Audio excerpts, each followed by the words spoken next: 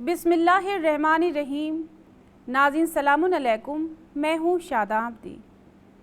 वाक़या करबला एक ऐसा अजीम वाक़या है कि जिस पर गौर व फिक्र किए बग़ैर उसके असरार और हकीकतों को समझना मुश्किल है। इमाम हुसैन अलैहिस्सलाम की शहादत और क़ुरबानी ने दीन को एक नई ज़िंदगी अता की है। इमाम की शहादत से हमें काफ़ी पैगामात मिलते हैं, लिहाजा इस पर गौर करने की ज़रूरत है। अमवी हुकूमत में जाहिलियत और गलत सुन्नत को फ़रोग़ दिया जा रहा था, गलत रसूम व आदाब राइज किए जा रहे थे, सुन्नत नबवी को ख़त्म किया जा रहा था। इमाम ने जब मुशाहिदा किया तो इसके ख़िलाफ़ क़याम करते हुए फ़रमाया कि मैं हलाल मोहम्मदी को हराम और हराम मोहम्मदी को हलाल नहीं होने दूँगा। मैंने फ़साद, जुल्म व सितम के लिए क़याम नहीं किया है, बल्कि अपने जद की उम्मत की इस्लाह के लिए क़याम किया है। लोगों को अच्छाई की तरफ बुलाने और बुराई से रोकने के लिए क़याम किया है। इस तरह इमाम ने हमें ये पैगाम दिया है कि मैं हुसैन शहादत को तो कबूल कर सकता हूँ, लेकिन गलत और बुरे लोगों का साथ कभी नहीं दे सकता। इमाम की शहादत वो मीज़ान और पैमाना है जो मुनाफिकीन के चेहरे से इस्लामी नकाब को हटाती है, ताकि इस्लामी मुआशरे को अपनी असल शक्ल सूरत पर बाकी रहने और इस्लामी मुआशरे में कोई गैर इस्लामी काम ना हो सके। नवासे रसूल ने यजीद जैसे फासिक व फाजिर का इस्लामी नकाब उतार दिया और उसकी हकीकत को सबके सामने पेश किया और फरमाया कि इस तरह के गलत और जफाकार लोगों का दीन से कोई ताल्लुक़ नहीं है।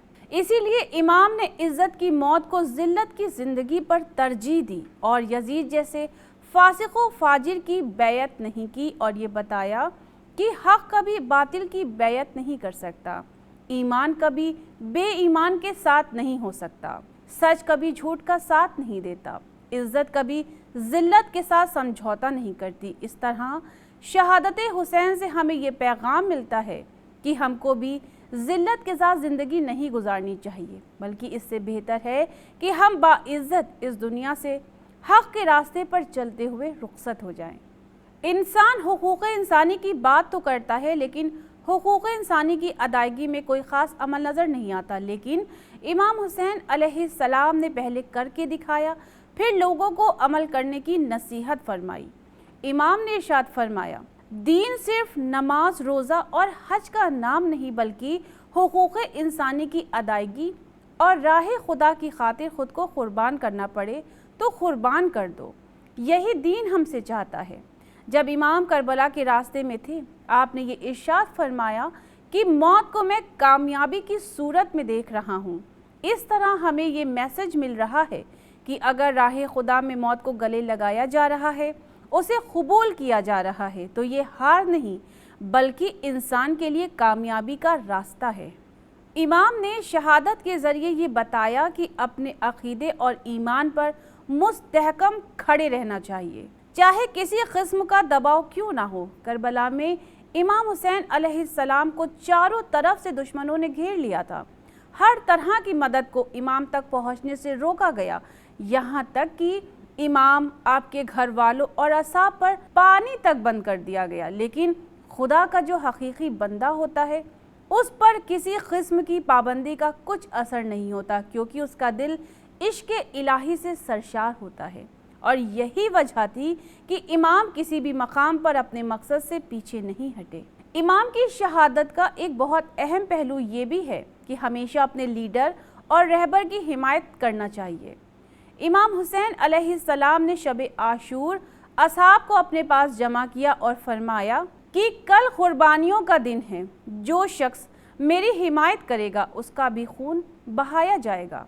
मैं तुम पर से अपनी बैयत उठाता हूँ, तुम सब आज़ाद हो, यहाँ से जा सकते हो। लेकिन किसी ने भी अपने ज़माने के मासूम वली अम्र को तन्हा नहीं छोड़ा और इमाम की हिमायत में साबित कदम रहे। हबीब इब्न मज़ाहिर और ज़ुहैर बिन क़ैन ऐसे असहाब हैं कि जो ये फरमा रहे हैं कि हम अपनी गर्दनों को तो कटा सकते हैं, लेकिन आपसे अलग नहीं हो सकते। यानी इस तरह से हमें ये दर्स मिल रहा है कि अपने इमाम की हिमायत करने में ही कामयाबी है। ایک عظیم درس یہ بھی ہے کہ جب بھی انسان کو اپنی غلطی کا احساس ہو جائے تو اسے معاف کر دینا چاہیے اور اس کی توبہ کو فوراً قبول کر لینی چاہیے، جیسا کہ قرآن مجید کے سورہ بقرہ کی آیت نمبر 160 میں پروردگار عالم ارشاد فرما رہا ہے، علاوہ ان لوگوں کے جو توبہ کر لیں اور اپنے کیے کی اصلاح کر لیں اور جس کو چھپایا ہے اس کو واضح کر دیں تو ہم ان کی توبہ قبول کر لیتے ہیں۔ ایسی مثال ہمیں کربلا میں نظر آتی ہے۔ حر بن یزید ریاحی جو امام حسین علیہ السلام کا دشمن تھا، جو کوفے کا کمانڈر تھا، روز عاشور کس طرح امام حسین علیہ السلام کے اخلاق و کردار سے متاثر ہو کر باطل کے راستے کو چھوڑ کر توبہ اور معافی طلب کرتا ہوا حق کے راستے پر لوٹ آیا، یہاں تک کہ روز عاشورہ شہادت قبول کی اور تاریخ کربلا کے شہداء میں اپنا نام درج کرا دیا۔ اس سے یہ معلوم ہوتا ہے کہ کبھی بھی انسان توبہ کر کے حق کی طرف پلٹ سکتا ہے تو اسے معاف کرنا سب سے بڑا اخلاقی فریضہ ہے۔